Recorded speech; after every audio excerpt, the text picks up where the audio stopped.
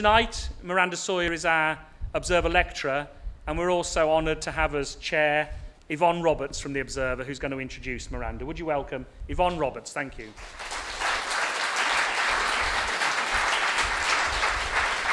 I'm sure you all know Miranda, and you've read her work.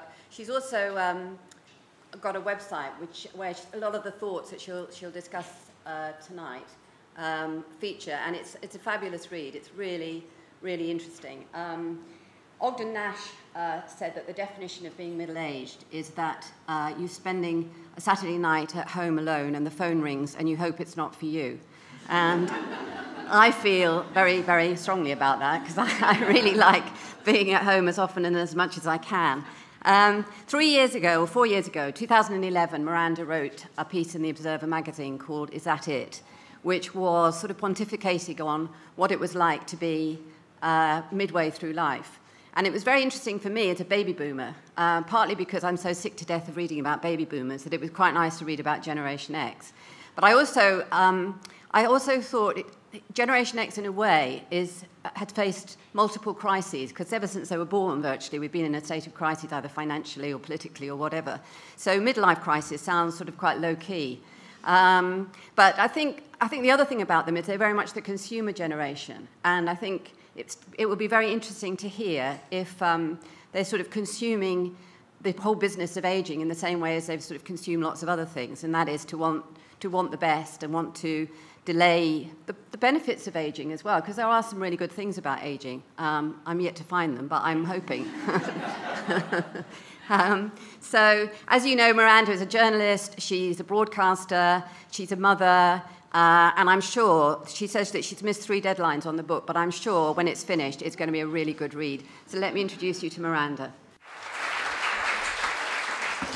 Hello, everyone. It's very nice of you all to come out when it's raining. This is a lecture, apparently. There you go. I'm giving you a lecture. It's going to be a bit of a talk, really. I'm going to talk for about 20 minutes. We're going to have a chat, and then we are going to throw it open to the audience. You have to ask questions. Otherwise, we won't be talking, okay? All right. I would like to begin with not knowing what to call this. It's hard to know what to call it. Do we call it the halfway horror? Do we call it fear of 40? Do we call it midlife crisis? Midlife crisis sounds a bit fast car, bad jeans, new blonde. It sounds Jeremy Clarkson. But that's all we've got. Anyway, I thought I would just start with telling you when I thought I had my very small midlife crisis. I didn't run off with a builder. I didn't go and find myself, but it was definitely a moment. And it happened just before I was 44. I had my second child really late. I was 43. I was very grateful for this. And when she was little, she was a good baby, and I had her in the little bouncy chair that you have them in, and she was watching the washing machine going around. I was sitting at my laptop feeling very content. And then I started thinking, and I thought, hang on a minute, I'm nearly 44. That means that I'm going to be nearly 62 when you finish school. And if you decide to go to university, by the time you come out, I'm going to be in my mid-60s. And a kind of feeling of panic came over me, I have to say. I mean, I looked at her and I said, ugh! She took it very well, and I moved on. But I did think that, you know, you're going to university, and I'm pretty much immediately selling up and going straight into an old people's home, because that's the only way I can take it. And what I was feeling really was a kind of shudder of mortality, a mortality shudder. And it was weird, because I think death for a long time, when you're young, is quite a cool existential concept, you know. You use it kind of as an excuse to get really messed up on drugs or not do your geography homework because you know what, we're all going to die and it doesn't really matter, what's the point? But as you get older, death changes and it kind of comes into focus, and the really bad thing is it merges with maths. And you start doing the death maths. And you don't like the way that things add up, so you start fudging the numbers. And I have met, I cannot tell you, since starting researching this book, I cannot tell you how many men I have met that have told me they're going to live to 100. I mean, they just say it quite naturally. Eddie Izzard said to me, I'm going to live to 100. And I was like, really? In those heels, are you sure? And the head of Condé Nast said the same thing, I'm going to live to 100, just blithely like that. But I have seen the death maths, and the death maths says this. If you were born in the UK between the late 1960s and the mid-1970s, then your life expectancy, if you're a man, is 80. And if you're a woman, it's 83. You can probably add on a couple of years if you're middle class and you don't smoke or you've given up. So it doesn't really matter if you've just run the furthest you've ever run in your life, or you're addicted to kale smoothies, or you know some brilliant DJs. You could even be a brilliant DJ yourself. The fact is, at some point between 40 and 50, I will have lived over half your life. That's it. It means you have less time to go than you've lived. So, no wonder loads of people go a bit weird. 40 isn't so bad. I found my 40th birthday party was fine. It was pretty much like my 30th birthday party, although there were nibbles and fewer stimulants. It was really exciting. And actually, when it came to the title of this talk, quite a few people have said to me it actually should be Fear of 50, because if you look at things like magazines or BuzzFeed lists, you know those ones that go 27 things you should have done by the time you're 20 or 25 or 30, 35, 40, and essentially there's always 3 things in there, which always makes me laugh. You should have seen the sunrise over Machu Picchu. You should have had a threesome, and you should have invested in a really well-cut white shirt. But anyway, they stop. At 50, there is nothing at 50. Nothing. There's nothing you should have done by 50 because it's over. There's another thing I found the other day which slightly made me depressed, is if you join Tumblr, which is a kind of, blogging site, if you put your age in, you have to put your date of birth. Up till 29, they go 29 years old, and then you hit 30, and they go, ooh, 30 years young. It's just really depressing. Anyway, I thought I'd give you a quote. Victor Hugo says this: 40 is the old age of youth, and 50 is the youth of old age. So what I'm interested is in what happens in those 10 years in between, when nothing is going on, apparently. So I'll give you a quick history of the midlife crisis. It is a term that was coined by a Canadian psychoanalyst and psychologist called Elliot Jacques in 1965. He published a paper called Death in the Midlife Crisis. And I think we should note this is 50 years ago. So the midlife crisis is having a midlife crisis. But anyway, it's properly defined as when you've hit a midpoint in your life and you feel kind of churned up inside yourself because of unrealized goals or lack of self-determination or physical changes, they put it, which is physical decay. Churned up is obviously not the technical term, that's the one that's chosen by me. And anyway, there's lots of books on midlife crisis, and there have been more and more as the decades go on. So there's a few in the 60s, they get this, a couple in the 70s, loads in the 80s and 90s. And of those books, a lot of them say, look at the midlife crisis as a passage. And some of them even say, go away and think about your life for a bit, as though you have any time in your 40s. But anyway, there's a lot of contemporary evidence that happiness throughout our lives is U-shaped. So you're happiest, when you're young, you're really happy, and then it goes down, and then when you're old, you're really happy. So somewhere in the middle is the midpoint, and the biggest dip is in middle age, so you're most likely to be glum around this age. And this is true across many cultures. I was quite surprised. I thought it would just be Western cultures, but it's true across many cultures. But I would blame it particularly on those cultures that encourage you to spend hundreds of pounds on a week's mindful retreats in Totnes, workshopping the inner you, but there you go.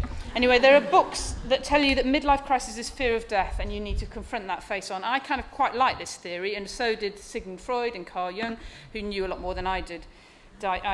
And books, it's quite interesting if you read back a bit. Books in the 70s and 80s addressed to women, because women got married so much, everyone got married so much earlier, and they had their kids young, they hit their kind of, well, actually they call midlife crisis around about 32, but once they hit their 40s, they say, well, now your kids have left home, it might be quite a good idea to maybe leave the house and get a job. It's quite a kind of just slight kind of feminist take. And other ones say quite starkly that the best thing you could do is stop your ludicrous thinking. Stop thinking you're going to play for Man United, you're going to win the lottery, you're going to live in a massive house with a massive garden.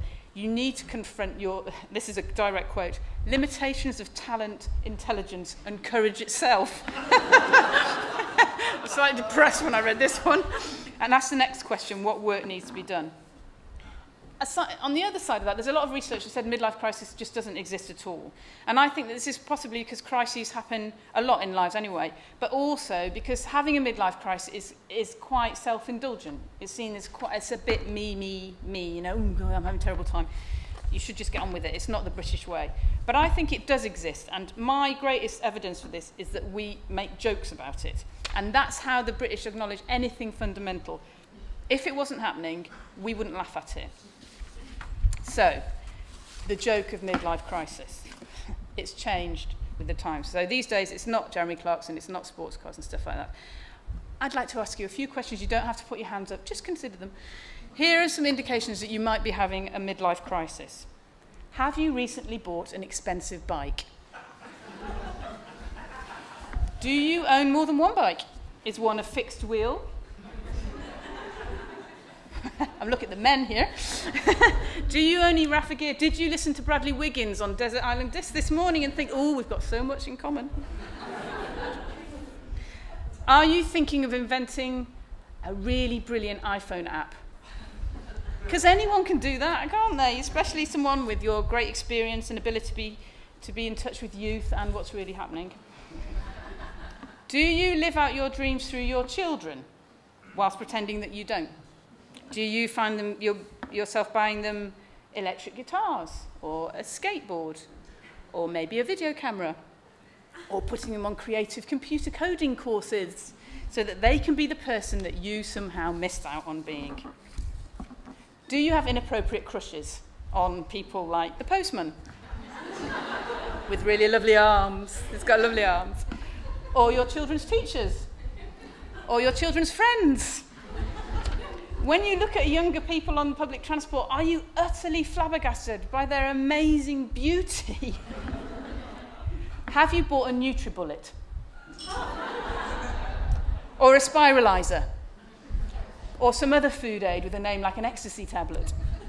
These are all indications of modern midlife crisis. I'd also like to just throw in a quick note about age and sex. A friend of mine has split up with her long-term partner, the father of her child, and she's entering into a terrifically exciting new love affair, which is great. There's lots of fantastic sex. They go away for weekends. It sounds fabulous. She's 49.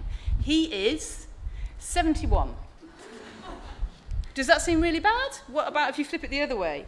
I said she's 49, he's 26. Would you feel that bad? May I remind you that Mick Jagger is 71? It's not him, by the way.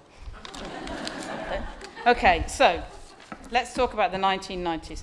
For me, the massive change about midlife crisis in this generation of 40 to 50-somethings is that they had their 20s in the 1990s. So if you're 45 now, you were born in 1970, so it made you a nice, you were 20 when the 90s hit. And the thing about the 1990s is that sometime in the middle of that decade, youth culture won. It just won. So Acid House moved into Manchester, and then that moved into Britpop after a quick diversion into grunge. But basically, the outsiders, the oddbods, the common people on the edges of society became the central characters of Britain's story.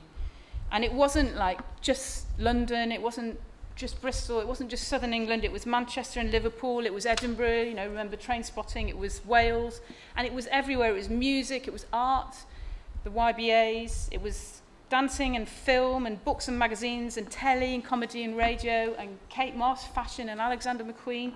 And that culture really did take over, and it changed the UK. Really basic things like pubs started opening after 11 o'clock at night and bars opened after 2 a.m. But also the fact that gay people and straight people and different races mixed together quite easily, and common people for a time were taken seriously. And outsider musicians became so important that they were actually invited to number 10. Youth culture won. We won. The people in the 20s won.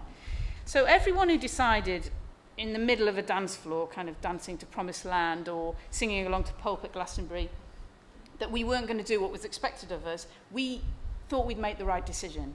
And there's a really brilliant fact that I kind of forgot about until somebody reminded me, which was, this is slightly pre-90s, but at Shoom, which is, kind of legendary acid house party in London, so many people started leaving their jobs. They had to, Jenny Rampling, who's Danny Rampling's wife, put a kind of open letter in the fanzine saying, please stop leaving your jobs because it might not work out. But everybody that did make that move, if you kind of rejected whatever conventional path you were on, whether that was you were due to be a shop assistant or a solicitor, if you chose to be something more expressive and creative, then that seemed like the right decision. It seemed like we'd made the right decision, like, go us. And for a really long time, that decision seemed fine until the internet came along and the recession and all those creative jobs became a bit more precarious. And also, there's something very different about having that kind of job when you're a little bit older. So if you're not quite superstar DJ and you're kind of driving down the M6 at 5 o'clock in the morning on a Saturday night for a 200 quid gig, that's slightly harder in your 40s. Or if you're a comedian who's still doing the circuit, telling jokes about the IRA or retro suites, and your audience weren't even born when they were around, it's quite hard. Or when you're a journalist and the only way you can make money is to write the social media for a luxury boutique company. There's a friend of mine, and she's a really successful author. She writes chick lits and books, and she's written loads, about 8 books, all massively successful. Anyway, she got called in the other day to renegotiate her deal with her editor at the publishers. Anyway, they called her in and they said, look, your books are great, fantastic. But anyway, you're taking a little bit too long to write them. You're taking 18 months. This is quite long. Could we shorten it a bit to maybe, a year, maybe 10 months? That would be good, wouldn't it? And then, seeing as how that won't take you quite so long, could we halve your fee? And then she was a bit like, what? And then to kind of cheer her up, they said, but we've got this really great promotion for your new book. It's going to be on offer in Tesco. It's going to be amazing. It's going to be given away free with the Sun. So even a job like book writing can seem a little difficult as you get older. And the other thing I'd like to talk about is that feeling in the 90s, because of the success of youth culture, of the rush, a kind of an adrenaline feel that people were looking for. It's quite an addictive thing to look for, but the problem is that you get tired. So if you want to live on your wits, that's a good way of getting the rush, but actually that becomes slightly tricky when actually what you wanted to do is have an afternoon nap in front of Homes Under the Hammer. And money becomes more important if you have children and a mortgage and probably no pension. And the 90s can seem a bit like a blip. And I was thinking about what it feels suddenly to realise that you're middle-aged. And what it felt like to me was that if you imagine you're going to go out and it's a really lovely night, it's warm, you can smell flowers in the air, you're going to go out for cocktails with your mates and maybe go on to a gig or something, and it's going to be really brilliant, and you start off on that night, and then suddenly you come to, like 48 hours later, and you're in a skip. It feels like that, except you're not in a skip, you're in an estate car, and you're driving to an out-of-town supermarket to bulk buy wet wipe toilet paper and stackable storage boxes, and the feeling you have is, I've made a massive mistake! I've done it all wrong. And that is the feeling of middle age. There's a side point I just wanted to say, but I just thought about this the other day. It's about the election. And I was thinking about age. So David Cameron is 3 months older than me, and David Miliband is 2 years older, and Ed Miliband is 2 years younger. And Nick Clegg is to the day the exact same age as me. This is a very weird feeling. Because those people are supposedly the same generation. And I wonder slightly if they go through a crisis. Obviously, Nick Clegg is probably going through a crisis right now, but I did wonder if they've ever been through one. And what I thought was interesting is the fuss that was made about Ed Miliband going to Ibiza. Like, oh, hey, it's going raving, it's really brilliant. And I thought, yeah, but that misses the point. What it is that he would never have gone to Ibiza before.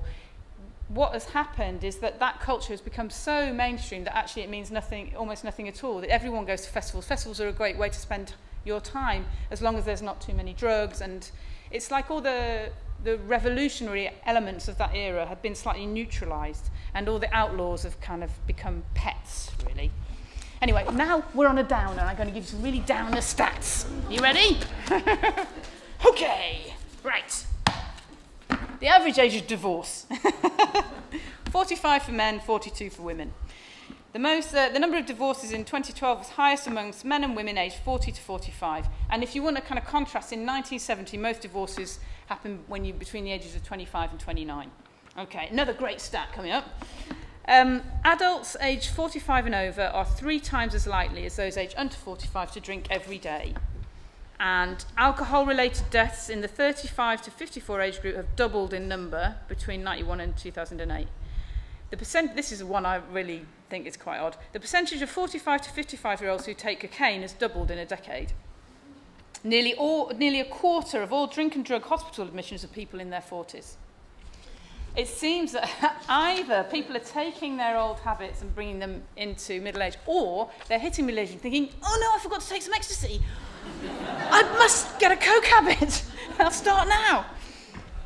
Then the other stats I wanted to think about was fitness. Triathlons. I mean, God, they used to be for nutters, didn't they?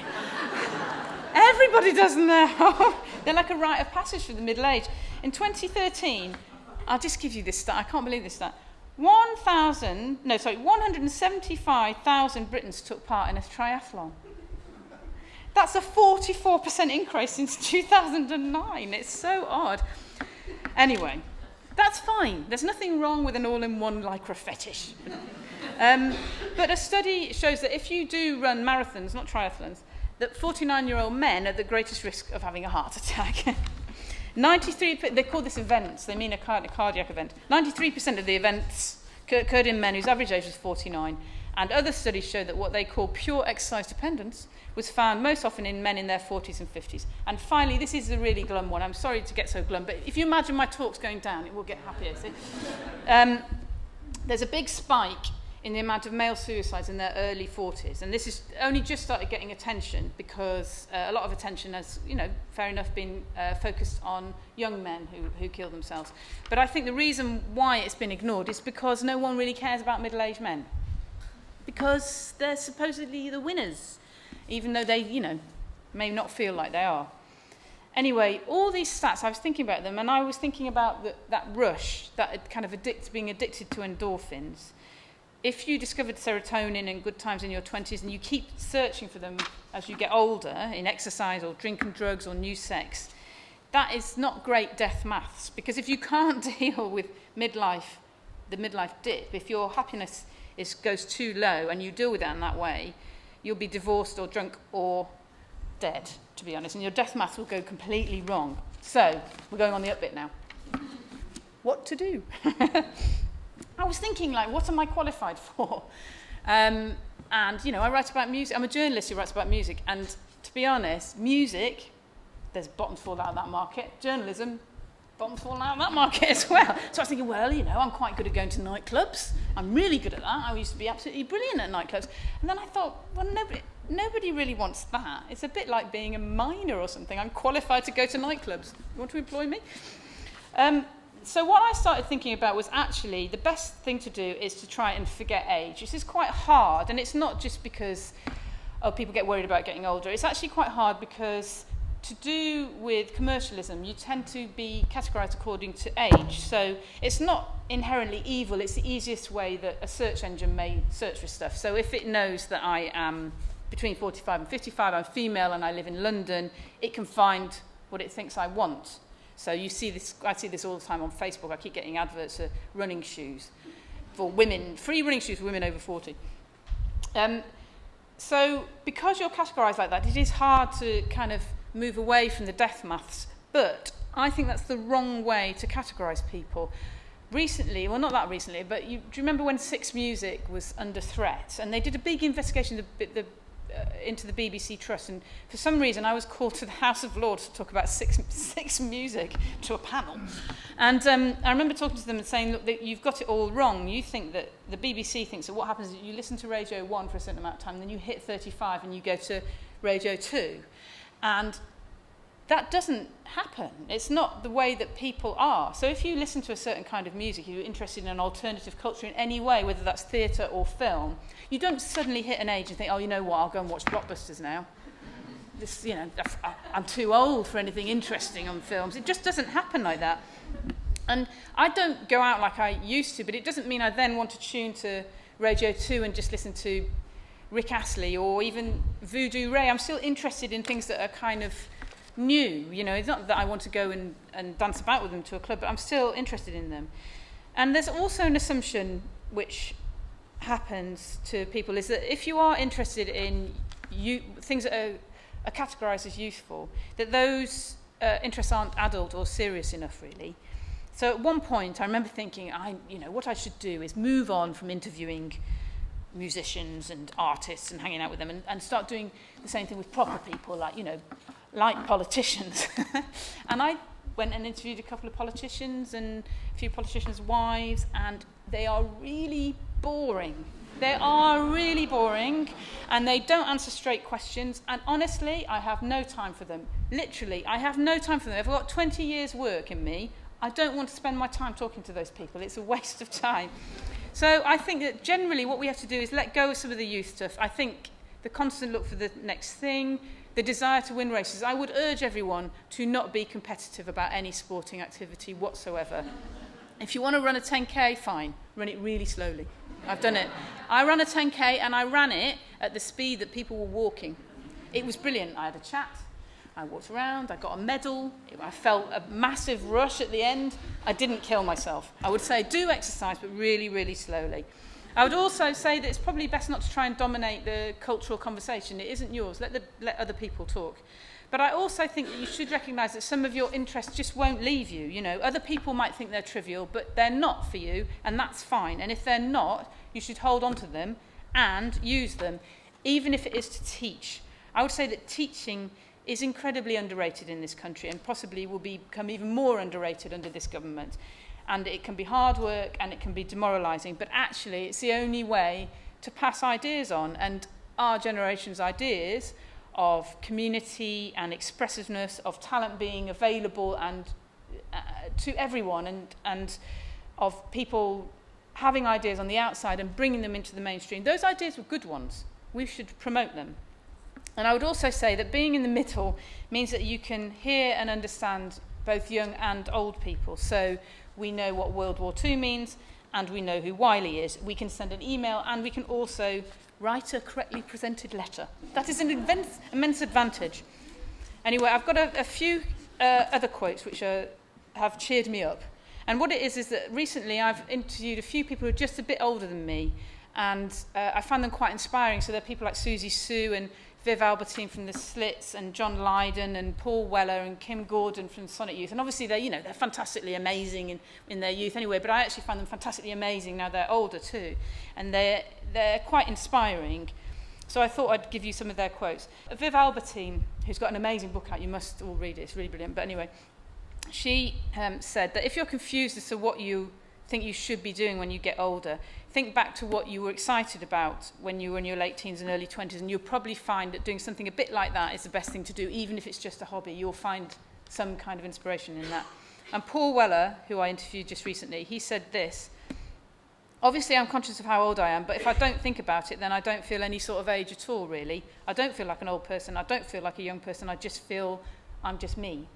And then John Lydon, I asked him what he would be if punk had never happened. And I'm not going to do an impression because I'm not very good at it. He said, I would be a punk. And finally, I want to give... well, I found that really inspiring. I was thinking, of course you would be. Why could it be anything else? And finally, I want to give you a kind of metaphor. This is a story that I read in a book. It's an awful book that somebody gave me that I found incredibly depressing, of people who've gone through really terrible things and survived, and how we could learn from them. But the stories they'd been through were so awful, I couldn't finish the book. But anyway, there was one scene that was a kind of metaphor in there that I read, and I thought, oh, that's quite interesting. So imagine you're in a bar. I'm in a bar, you're in a bar. It's a great bar, and it's full of kind of stimulating people that you know a little bit, but not so well that they know all your brilliant anecdotes. So somebody then invites you to play a chess game, and you go, yes! And you sit down, and you might slop your drink around, but it doesn't really matter, because you're funny, and you're good-looking, and you're clever, and everyone in the room loves you, and you're bound to win. And also, you don't care about chess, so it doesn't really matter. You're simply going to win by playing how you like. No strategy, no sell-out, lots of unexpected moves that pop into your head, because you're great. And then, after about an hour, you think, oh, I need a wee. So you go to the toilet, and you come back, and the atmosphere is completely different. The bar seems colder, all the exciting people have disappeared, and the lights have dimmed, and the person you're playing seems a bit hard to make out. And you look down at the chessboard, and you see that your non-strategic, slightly hot-headed play has meant that you've lost quite a few vital pieces, like a bishop and both your rooks, maybe a knight and several pawns, and you think, where did they go? How could I have discarded them so unthinkingly? it's going to be tough to get anything at all out of this particular match. I've played it too casually. I've played it all wrong. So you say, perhaps I can start again? And there's a voice that comes in. It might be the opponent, and it might be someone else, like your conscience or God, and it fills the room, and it's really quiet, and it says, no, this is the game. This is the game.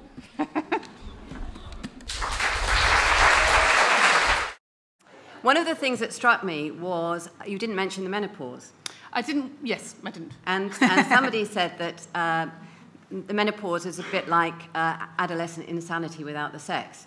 So I thought, you know, it's a very dominant theme, especially in women's magazines and so on. I think it's quite interesting that it's become a dominant theme because it wasn't for a really long time. I mean, you know, when people were talking about Madonna adopting children from, you know, various countries, they didn't say the reason why she's adopting children is because she can't have children herself anymore. It was never expressed that Madonna might have gone through the menopause. They'd go, ooh, she's got wrinkly hands, but there was no kind of mention that she might not be fertile anymore. And I find it quite interesting that it is being talked about now. I think it's quite good. But the reason why I didn't particularly mention it now is because, you know, there's an audience of men and women, and it's I mean, maybe I should have done, but it is something that you have to deal with. One of the things that's quite interesting is if you don't think about it, which you don't really, I don't think, until it comes towards you, is that there's a lot of kind of myths around it, really. And I remember people saying to me, God, you know what? If you take HRT, then when you stop taking HRT, the symptoms come back. And I was like, really? Is that true? And I still don't know if that's true or not. Nobody's told me if that's true or not. You finish your HRT and then you still get the hot flushes. I don't know. And that's because people haven't really talked about it. But I think that's generally the way of kind of hormonal things with women. The other thing about midlife crisis is a midlife crisis actually used to mostly be concerned with men, because I think, on the whole, the view was that once if you were a woman and you reached middle age, that was it really. You might as well pack up and go home. Yeah, so I remember my mum in her 40s suddenly looking like the Queen, wearing sort of crimpline and having her hair very, very curly, you know, and the hair set once a week. And now, of course, we're all living longer. And the midlife crisis now affects women as well. But how do you proof yourself against youthism? Because even men now are being encouraged to, you know, have their chest waxed and God knows what when they're 50. Obviously, you shovel yourself full of Botox. But I think there's not much you can do about that. I mean, there are things that happen to your body between 40 and 50 that I found quite interesting, in that you might not put weight on, but your body kind of changes. It becomes heavier and it kind of slips a bit. So the clothes that you have still fit, but they look slightly different. It's really odd. And you think, oh... And, you know, I mean, who stands in front of the mirror and looks at themselves? I mean, really, what a stupid thing to do. But I have done it, and I thought, oh, that body doesn't look like mine at all. And yet I still wear the same clothes. And there's, I don't know if you can youth-proof yourself, and I think it is more tricky for women. But then I think life in general, especially when it comes to looks, is trickier for women. That's just a fact, really. But I would say that if you don't read too many magazines and you don't look at those pictures, actually, if you look around, I look at this audience and I think you all look completely great. You look completely fantastic. And I've seen people in you know, expensive parts of London, very, very skinny ladies with faces really frozen, and they don't look great. I mean, they look rich, but that's a different look. They look really rich. They don't look young, they don't look old, they look really, really super rich. And the thing that's odd about it, I think, is, and I'm certainly not saying I haven't stood in front of a mirror going, oh God, I'm awful, I'd like to have a facelift like this. But actually, if you put stuff in your face, what you're doing is really trying to make an image that's a still image. It's an image for photographs. And when you talk to people, they move, your face moves, and they have a kind of aura that's different from a frozen thing. And that's what I think is wrong about it. If you freeze your face in a certain way, it just changes it changes who you are. I don't mind if people do, it's absolutely up to them, but it kind of seems to change the way you present yourself. People understand you differently, and I find that a bit sad. There's also a kind of patronising tone when people say every time Helen Mirren appears in a magazine, they say she's good for her age. And you kind of think, what does that mean? I know, she's absolutely gorgeous, full stop. It's mental, really. So I'm going to open it up now. So who would like to ask Miranda a question? As somebody from a generation whose Facebook ads now show slippers rather than running shoes, I was just wondering, you see that curve going up to happy, to being more happy. What do you think that's about then? I think that there's a few quotes with the research that I've gone into this, and basically there's one of the quotes that I really like is that old age is not for sissies, and I think that actually if you gird your loins, and there's obviously not, there's nothing completely fabulous about getting older. There just isn't, you get more achy, people don't treat you so well. That's not great. But actually, if you gird your loins and you think, you're not treating me very well, fuck you, then you can enjoy it. There's a lot of stuff that falls away, I've found, actually, that I was still concerned with. I'm now 48, and I was still concerned with these things in my early 40s. And I've just found they've just fallen away. The fact I can't walk in heels. This used to really worry me. I used to think this is a terrible thing. I'll never be a proper woman. This is awful. I still can't walk in them. It doesn't matter. Who cares? These things don't matter. I used to really worry about there would be a gig that I really wanted to go to, and I've missed it. And I think, you know what? It's fine. There'll be something else. Something else will come along that I'll enjoy. It's okay.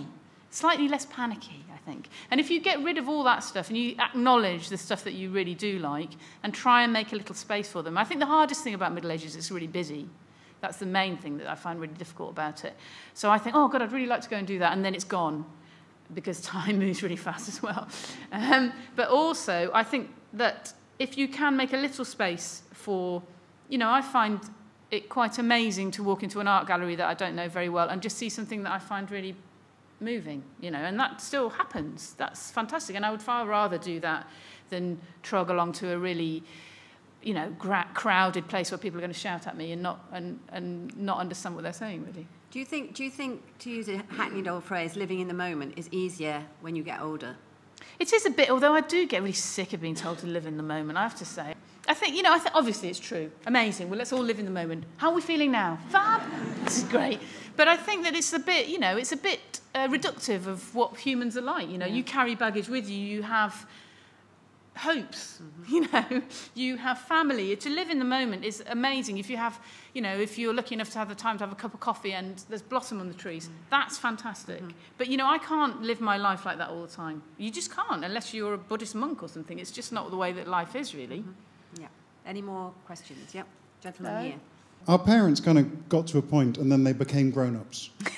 And some of our generation have done the same, sometimes at a very early age.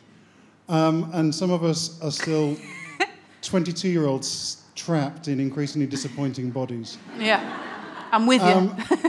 And I was just wondering, would it not be better if we just resigned ourselves to the inevitable and actually just said we are going to become grown-ups, we are going to suddenly start watching blockbusters and listening to Frank Sinatra? But how do you define a grown-up? Because in my head, a grown-up can put shelves up. That's what I think is the definition of grown-up. I can't do that. I've tried it. I'm not brilliant. I can put IKEA stuff together. But when it comes to putting it straight on the wall, I'm really not very good at that. And I think that I'm rubbish at dealing with builders. I can't talk to them at all. I'm really rubbish. And it's not because I kind of think, ooh, I can't talk to builders. It's because I don't know what I want them to do. I just think, I'll make it look nice. But I think there's an element of youth culture that has spread into older age. So look, I'm dressed like this. I'm not really embarrassed about being dressed like this, but I could have been dressed like this if I was 20. It's fine. And I don't feel like I'm dressed wrongly. But obviously, maybe a couple of generations ago, I would have been considered to be dressed wrongly, but I don't really care about that. I do think that you have to decide the bits you want to drop, really. But I wouldn't worry about feeling like a 22-year-old inside, because generally, that 22-year-old is you. You are you. That's it. It's okay. And there's, I don't want to just sit and watch. Really, is that what you want to do? You don't. There's something in you that doesn't want to do that, or you wouldn't be here, and you wouldn't be asking me that question. No, I don't want to do it. You don't want. There's part of you that doesn't want to become that kind of adult. And if you did, you would be David Cameron. You would be someone like that. If you wanted to be a grown-up, you would be working in a grown-up job, doing grown-up things, having dinners at incredibly amazing restaurants, talking to important people. He might be doing that. I can tell he's not. That's why he asked the question. He thinks he should be wearing a suit and eating in really posh restaurants. But they're boring. Those people are boring. Don't worry about it. It's okay. Do you want me to give you a hug? I can give you a hug. It's all right. It's not something I aspire to, don't worry. I think it's interesting because baby boomers now are in the boom time. They're now doing older age in a different way. Yeah, they're going on cruises, aren't they? Yeah, they're going on cruises. They're flying, jumping off out of aeroplanes and things like that. Do you think that will have an impact on how middle age is seen? It's funny, isn't it, baby boomers? The idea is that they've just had this fabulous time and they've left it everything in a wreck for us, really. But I think that if you are, you don't really look at the generation before you. You might look at the generation after you. You just look at your own generation, I think, really. I mean, I think the problem with a lot of people my age, and I include myself in that, if you don't think you will ever get old, you don't get a pension. so there is a planning element to not getting older in your head that possibly could be slightly tricky. My parents, well, it will be terrible, but my parents both worked as, they worked as teacher. One was a teacher and one was a lecturer, so they have pensions, and I will have no pension. All I have to do is, all I've got is, as far as I'm concerned, I've won the lottery. I have a flat in London. That's fine. You have to flog it and you use that. But those things I find more worrying than kind of whether I'm going to jump out of an aeroplane, really. Probably what you would call a baby boomer, although I hate that phrase. And I just thought it was really interesting what you were saying about clubs in the 90s, because I was a clubber in the 70s, and I just want to say I still go clubbing now.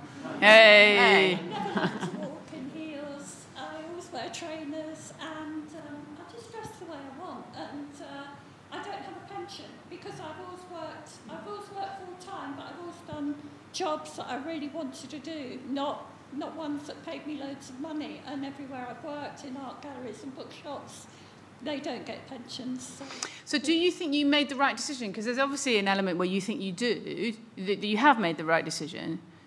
But do you ever kind of think, oh my God, I haven't got a pension, everything's going to go wrong? Now sometimes I do slightly panic and think, yeah, dear, perhaps I didn't do it right. But it was the same. I sent my son to a free school. We lived in London. I didn't want him to go to the local church school because they still did caning. And that's old school. sometimes when he was sort of coming up to 10, I'd think, oh gosh, perhaps I've done the wrong thing. But it's turned out really well. So I think you just have to do what you feel is right at the time.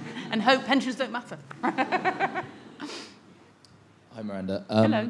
You spoke about that period of 94 and 95, 96 where there was Britpop and Oasis and all that sort of thing, and it was linked to politics and that sort of aspirational movement of Labour and Tony Blair, and the whole country had something worth voting for. Do you think that men in Lycra now and me buying a skateboard last week and actually drilling it onto the wall rather than riding it has a link? As a kind of like icon. Yeah. Did you worship it? I love it. It's got anything to do with politically we are bored stiff and we had nothing worth voting for, so we decided to go out and buy 2 bikes, which I've got, a skateboard, and back to buy a car. So I'm going to have no money next week. So do you think it's because politically we had something back then and now we've got absolutely nothing worth voting for? Yeah, I think it's interesting because if you think about things like rave culture, actually rave culture was completely apolitical. It wasn't political at all until the government started clamping down on it, and then it got really political and it got really kind of cross about it and argued against the Criminal Justice Act. And then I think with Britpop, because a lot of the people, even though they became mainstream, they were essentially outsiders. And outsiders generally, I mean, people in music generally are left-wing, and outsiders in particular are left-wing. So when they got into the centre, it did feel a bit like, it felt incredibly exciting. And there was a moment, I mean, it's very easy to scoff about it now, but I can remember when Tony Blair got in 97, and it did feel really important. It felt amazing. It felt like we were right, and we've finally been proved right. The establishment has had to take notice. And what I felt about this election was a weird feeling because it did feel like the end of an era to me. It felt like the end of that 90s time, even though it's probably ended ages ago. It did feel like a bit of an end of an era. And I felt that feeling where I thought, oh, God, I remember this. because I can remember Thatcher. If you're our age, you can remember what it was like to have a Tory government, and it's quite, it can feel very depressing. And I just thought, oh. And so I thought we just have to batten down the hatches and hope we get through it, is actually what I thought. And I don't actually mean me. I think I'm quite privileged, really. I mean young people or people who work in badly paid jobs. I mean those people, really. And I completely understand you buying a skateboard to show, you know, it kind of stands for something for you, doesn't it? I mean, it means maybe it is emblematic of a time when you felt like your politics was attuned to you, and maybe you don't feel like that now. But we have to crack on with that, I'm afraid, really. They've done it. It may well fall apart, but there's not much we can do about it now. And anyway, Bristol voted in 3 women MPs, isn't it? Oh, 4, all right, that's pretty good. That's very impressive. I'm going to join the Women's Equality Party anyway, that's my new thing. They can all go away. I'm going to wait till Naz Shah becomes the head of the Labour Party, and until then I'm going to vote for Women's Equality Party. Me and Sandy Toksvig. As you get older, and it's both a blessing and annoying. So as you get older, people stand up for you on the tube, and or I notice I've got 2 daughters, 20 and 30. When I walk down the street with them, I suddenly realise people are looking. Whereas before, of course, you know, when you're on your own, they don't. Yeah. Or you see your reflection in the window and you think, who is that strange person? Because your body changes, as you were saying. So how do you think you will cope with invisibility if it comes? I quite like it, to be honest. I mean, I'm quite happy not to be noticed. I mean, I'm a journalist, you know. If you're a journalist, actually, I mean, obviously you should engage with people. Journalism is essentially just talking to people and hoping they talk to you. But also, it's kind of standing at the back watching what's going on. I'm quite happy with that. I don't want horrible blokes to make comments about me as I walk down the road, to be honest. It's like, it's so low on my priorities, I can't tell you. I've never liked it. I've always thought it was a bit awful. When you're younger, it's really intimidating. I don't want them to talk to me. You know, unless they want to talk to me on a normal human level, they can piss off, to be honest. And I remember when I did have an attempt at wearing heels the other day. And obviously it makes you walk slightly different, slower for a start. I was kind of clonking up the hill where I live and going home. And this bloke, because I was clonking, because I had heels on, thought, oh, I'll, you know, make some kind of hissing noise. I mean, I just thought, God, that is so rude. And I turned around and I went, that's really bloody rude, will you stop it? And he kind of went, oh, and ran away. So I'm quite happy about that, really. I'm not really frightened of saying that. I'm really happy to be invisible. I don't want to be desired in that way. It's not that high on my priorities, really. In the 1970s, there was a book called Passages, which you probably come across now. Yes, I did, yes. By Gail Shee, in which she depicted the midlife, not crisis, but midlife as a sort of a time of summarising how far you've got and where you want to go. But I think it's still quite confusing in your 40s and 50s about how far you've come and where you want to go. Do you find that? Well, yeah, because there's also that element where you think, because there is that slight crisis where you think, I mean, you know, a lot of the research that I've done online and stuff like that, if you go to various forums, there's a lot of men that are just really, I mean, it's awful to read, actually. They just feel like they've done it all wrong. And it's, you know, I can make jokes about it, but to read it, it's quite heartbreaking. They feel like they should have taken this particular job in their 20s and they didn't, or they feel like they've done everything that they should have done. And so, you know, their wife said, why don't we move out to the suburbs? And they bought a larger house, so then they have to work harder, and they come home and they feel like their wife is united against them with the kids, and they feel left out of their own lives. And these, I mean, honestly, it's really, really heartbreaking. I can't make light of it. These are really upsetting situations to find yourself in when actually all you wanted to do was do the right thing. And they are also situations that are very hard to get out of. What are you going to do? Just say, actually, now I'm going to leave my wife and kids, which obviously happens. Or can you talk to your partner in such a way so that you can work something out? I was at I review radio for The Observer, and they have a kind of it's called the Sony Awards, although it's stopped now, but it was the Sony Awards a couple of years ago, and I sat next to this bloke I didn't know, and he looked about my age. And he was quite like boozy, and I thought, I bet he's got a bike. And I said, have you got a bike? Have you got a complicated bike? And he had. And he had skateboarding T-shirts, actually, that he was just thinking, should I give them to my son?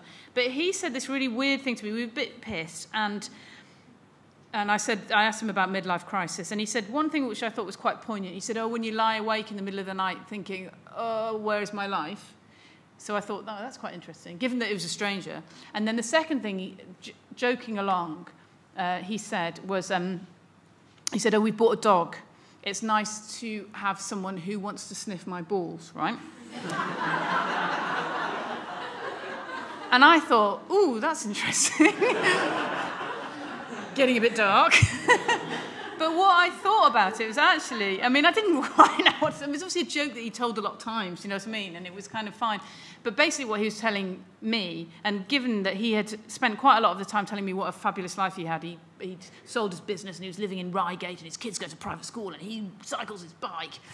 What he was telling me is he didn't have sex with his great wife. That's what he was saying. And he was also saying, I think, that he didn't want to leave his wife, but they weren't having sex. And that is very common problem in middle age. It just is. And the reason why it's a common problem is not because people aren't actually having sex, it's because they can't talk about it. And I went to talk to a psychotherapist about this. And she said, it's much easier to have a conversation with someone that you don't know very well about sex. So you can pretend, you know, part of it is kind of playing around. So you can say, oh, I love wearing rubber, even if you don't, you know, to somebody you don't know very well, because it sounds quite sexy. But if it's somebody that you really care about, that your life is absolutely wrapped around, to say to that person, I would like to have more sex than we are having, you don't sniff my balls. It's incredibly scary, because you're not just risking sexual rejection, you're actually risking rejection of you and your life. And that's really, really hard to negotiate. And I think that is a very common reason for people to just think, you know what, fuck this, I'll just go and have an affair. And I think men and women for that, actually, because it's just too hard to unpick.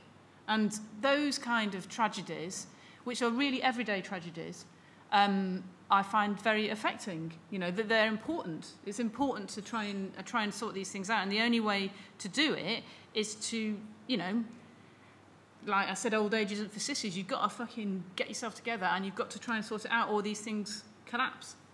There's a friend of mine, she moved out to the suburbs, not the suburbs, kind of like fancy countryside around London. And, you know, that I can't really explain, it's like kind of Surrey-ish. I'm really rubbish at the home counties. I don't know what they're all called, but anyway, I think it was there. Sussex, maybe.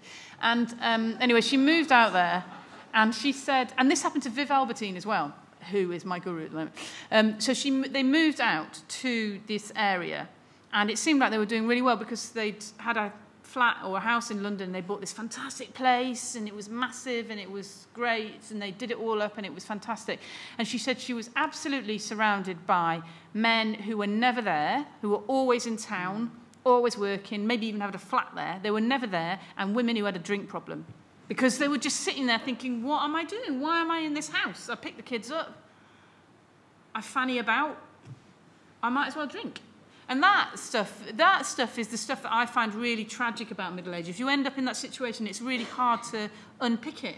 You've bought a house, it's a fantastic house, why would you want to give that up? But you have to kind of, those are the changes I almost think are more important than thinking, I don't know, I really should go and learn to skateboard or join a band. Although that's fine, I'm quite happy with that. You should maybe do that. If anybody's 35, you'll absolutely terrify them at the thought of what's coming in the next 10, 15 I don't mean to. I just think, actually, I think that you should acknowledge. No, it's good to look at, life is, you know, life is a mixture of amazingly brilliant things and terrifying things. Yeah.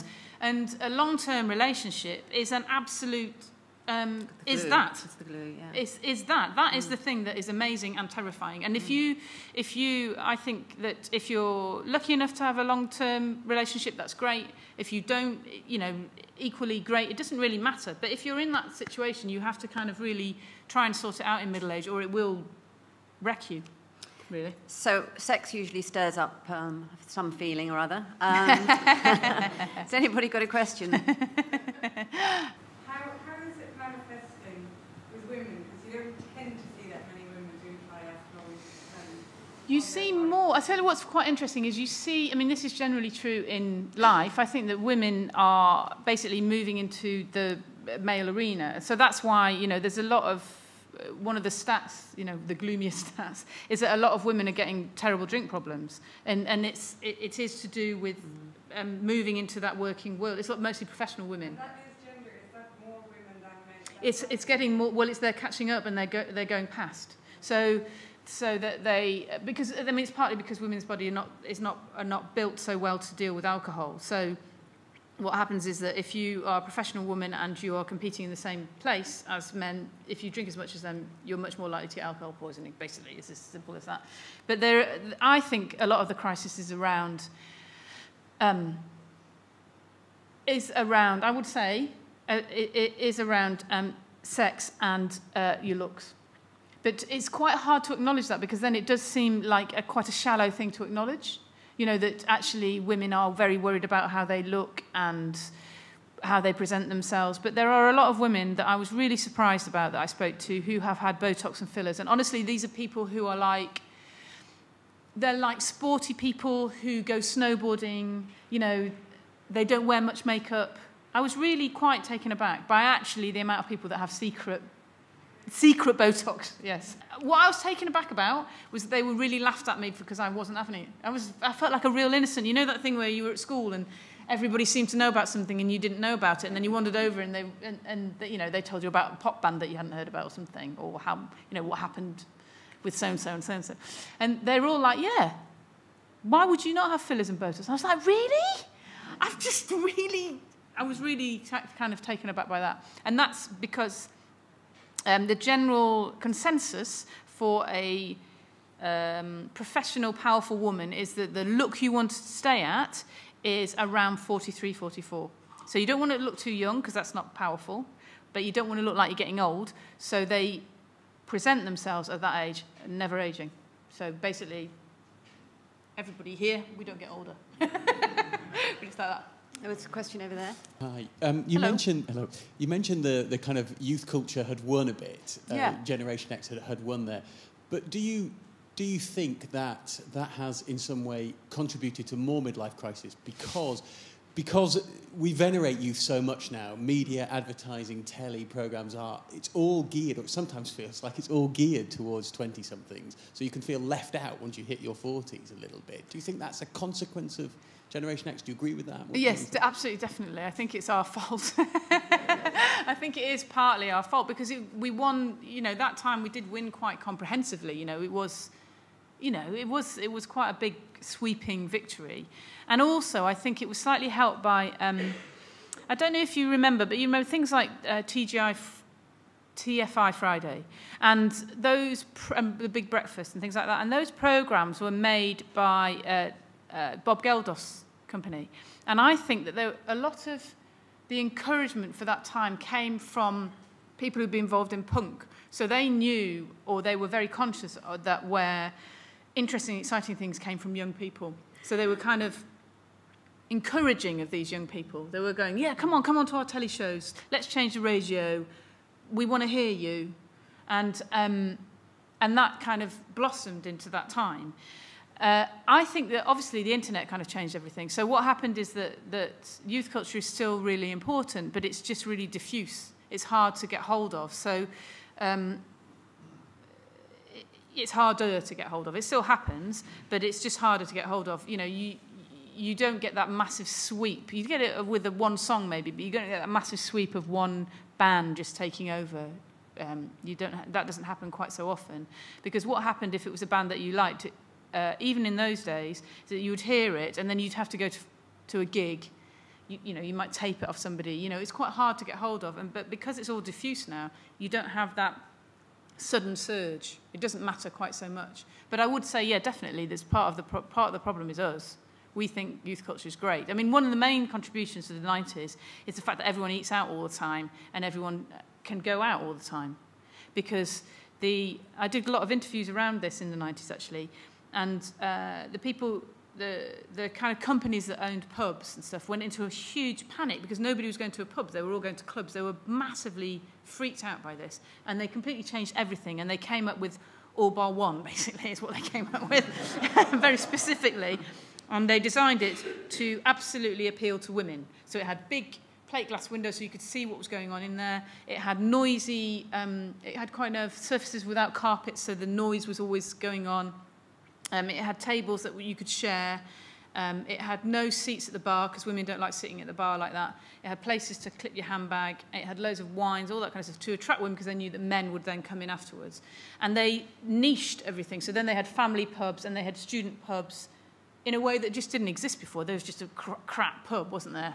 And maybe one bar and a club that you would go to, and that was it. But people suddenly became aware that going out was a massive way to make money. And so you go, and you can see it in Bristol. There's loads of places to go out to drink and eat, and that keeps you going. I think, everybody goes out to drink and eat now. When I was young, I mean, I know I'm completely middle class, but we just didn't go out to eat at all ever. I mean, birthdays, and it was a really stiff occasion, and you would put something special on and not know which fork to use, and an Italian bloke would come and give you a rose. Oh, it was awful. And we'd literally go out twice a year to eat. That was it. And it's just not like that now at all. But doesn't it get boring if you did that? If you have a certain pattern of behaviour from 20 to 48 or 50, don't you want to do something different from 50 to 70 or? Yeah, I think you do. I mean, I'm quite happy that there's better places to eat there. I mean, it was really awful. No one, it was rubbish. So I'm quite happy for that, really. I mean, I want to do slightly different things. I'm still not sure quite what they are. Yeah. That's my problem. I think that's my crisis. I kind of think, what should I do? I don't really want to run a marathon. It's an awfully long time. 5 hours. Fucking hell. I mean, 5 hours. I mean, really, 5 hours. I'd rather go 5 hours and do something else. Lie down, yeah. Well, if I'm going to spend 5 hours away from my family, and I certainly would like, occasionally like to spend 5 hours away from my small children. But, running is not necessarily what I want to do in those 5 hours. But I think that's a really interesting thing about choice, because when my mother and father were growing up, there was only one way to behave as a middle-aged person, which is very old, really.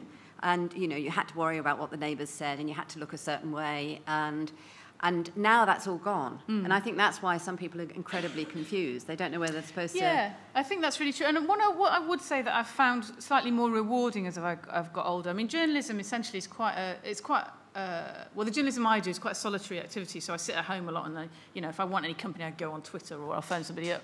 But it's quite, I'm at home quite a lot writing. And then I go out and meet people, and that's great. But that's essentially my life. And I thought after a while, this is fine, but it would be quite nice to be involved in something a bit bigger rather than just that. And so I got involved in a couple of art galleries. I went on the board for those, and I became a governor. You can shoot me now, for a school. But these things I actually found helped, because you're giving something, you're not just thinking about yourself all the time. I mean, how boring is that? Or your family. Or your work, your career, your amazing career. And I found those things really helped, actually. And also, you have to learn different skills. I put myself forward to be a deputy chair of one of them, which was really not my thing. And I just thought, you've got to learn how to not just be the person standing at the back making the funny comments. You've got to step up. And so I put my hand up and became the deputy chair. And then had to chair this awful... It was for the Tate members...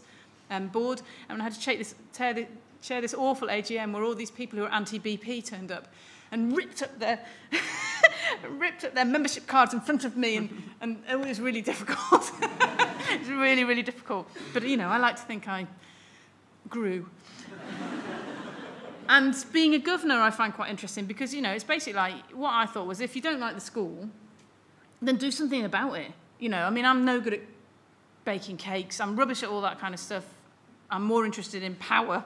So I thought, well, put yourself forward as a governor. If you don't like the fact that they've got an absolutely useless IT curriculum, then you can set up a code club. So I set up a code club.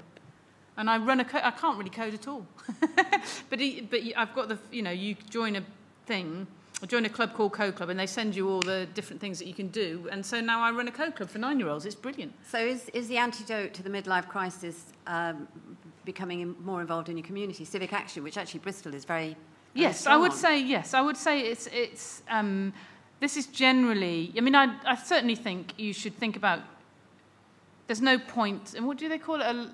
An unexamined life is not a life worth living. I think you should think about things. I do think that. But then you should stop, because actually you're not that interesting. And everybody's going through it. And sometimes, you know, anything I've learned by doing. So I didn't train to be a journalist. I just learned it on the job. And I didn't train to go on stage or host events, like, you know, or do anything like that. I just kept learning. I was really terrible, and then I got better at doing it. And I just think that's how you do it. If you want to be more involved in community, then just do it. Just go and be more involved. Find something that you can do and contribute, really. And those things have really helped. Running a code club, I know it's really silly, but like running a code club for 9-year-olds who really like it and make you little cards out of, like, little little coded cards that say, "Thank you, Mrs. Sawyer." At the end, it's really great. It's really brilliant. And I learned how to, you know, do a tiny little bit of coding as well. You know, things like that, as they really cheer me up. That's great. I was wondering whether you, in your job, you come across young people that think there's anything good about middle age. Because I remember vividly in my 20s reading Cosmo and thinking, apart from thinking that I'd still be clubbing in my 40s, I thought I'd be clubbing and I'd be multi-orgasmic. Every time I sneezed, I'd be multi-orgasmic. I'd be sleeping with somebody in a sexual peak who was 26 or something. I'd be walking down the street dressed as Sandra Rhodes or Vivienne Westwood, and I wouldn't give a shit. Yeah. And it's just not really happened for me. I think what you need to concentrate on is which of the bits did you actually really want. I mean, obviously the multi-orgasmic bits. The multi-orgasmic, but you know, it would be quite inconvenient if you sneezed every time you sneezed. I think I terribly sorry, I'm a bit incapacitated for a bit anyway. Coming back. I think that when you're young, you just can't imagine it. I mean, but then, you know, I just can't imagine it now. I can't believe I'm 40. I'm 48. How did that happen? I can see right directly in my eye line is a friend of mine that I met 30 years ago. He looks exactly the same to me. I mean, I literally don't think he's changed. And so, but he has. He's 30 years older. That's just really weird. And so I think those things, I mean, I think when you're young, you just don't think about old people. You don't think it'll ever happen to you. There's an interesting thing. I spoke to some people, because you know, obviously midlife is a little bit about denying death. And I spoke to a professor who was investigating how people react if they're given a certain amount of time to live. You know, like they've been diagnosed with cancer and they have a finite amount of time to live. And I said, "Oh, what's their initial reaction?" And she said, complete denial. Like, complete denial. So they just think, they don't think I'll make a bucket list or anything like that. They just think I'm just going to carry on and it will go away. That's absolutely the first reaction. And that's a completely understandable reaction. Old age and getting older and dying. It's, you know, we're all in complete denial about it. I watched this brilliant programme the other day on BBC 4, Middle-Aged, and it was about how the Middle Ages reacted to death, and because it was all around us, so they used to get priests to do all sorts of prayers about it, stuff like that, because they were just surrounded by it all the time, so it was there. And I just think, obviously, with our youth-obsessed society, our fault, that, you know, we don't want to think about it. And, you know, I'm not saying think about it all the time. It's a bit glum. But, you know, you can think about it and think about what those things that you're bothered about. And there's nothing wrong with going clubbing in your 40s. I would recommend gay clubs in your 40s. Much better than straight clubs. They play better music and nobody comments on your age at all. They just think you're fab for being there. Well, they had a solution to middle age in the Middle Ages because everybody died at 45, didn't they? Yeah, exactly. Yeah. I mean, I'd also think of that as well. You know, we're merrily assuming that we're all going to live to 80 and 83 anyway. Maybe we'll just drop dead tomorrow. The question was, is there anything looking forward to? Yes, I am generally pretty optimistic. I did find the bit where I had the crisis, I'm kind of coming out of it now, quite difficult. It was difficult. It wasn't, I didn't want to break up my marriage. I didn't want to leave my kids behind. I certainly didn't want to go into retreats and think about myself. But I found it quite hard. It's a shift. You know, it's a shift of thinking about what you want to do and who you are. But that coincided with having having a small child. And you're very occupied. I was very occupied with her. And I found that being occupied with her and other stuff has made me I'm quite cheerful now. And you know what I've really found is I really like talking to middle-aged people. Middle-aged people are really interesting. They're more interesting. So I go out with people that are my age and a bit more, especially women, I have to say. And I sit around and I talk to them. I don't see them as often as I might have done when I saw my friends in my 20s. They're really interesting.